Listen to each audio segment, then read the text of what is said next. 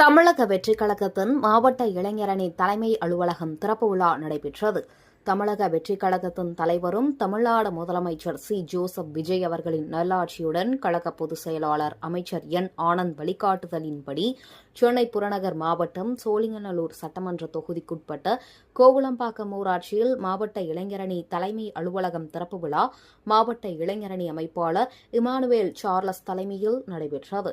இந்த திறப்பு விழாவில் மாவட்ட கழக செயலாளர் சட்டமன்ற உறுப்பினர் இசிஆர்பி சரவணன் கலந்து கொண்டு ரிப்பன் வெட்டி திறந்து வைத்தார். அதனைத் தொடர்ந்து கொள்கை தலைவர்கள் திருவுருவ சிலைக்கு மாலை அணிவித்து மலர்தூவி மரியாதை செலுத்தினர். மேலும் கலந்து கொண்ட நிர்வாகிகள் அனைவருக்கும் மாவட்ட இளைஞரணி அமைப்பாளர் இமானுவேல் சார்லஸ் மரியாதை செலுத்தினார். அதனைத் தொடர்ந்து குழந்தைகளுக்கு நோட்டு புத்தகம் வந்த அனைவருக்கும் அறுசுவை பிரியாணி வழங்கப்பட்டது. இந்த நிகழ்ச்சியில் ஒன்றிய கழக செயலாளர் ஏ. ஜாவித், ஊராட்சி செயலாளர் ஏ. வெங்கட், இளைஞரணி நிர்வாகி ஜெகன் மற்றும் மாவட்ட ஒன்றிய, பகுதி ஊராட்சி, வட்டக்கழக நிர்வாகிகள், மகளிர் அணியினர் கலந்து கொண்டனர்.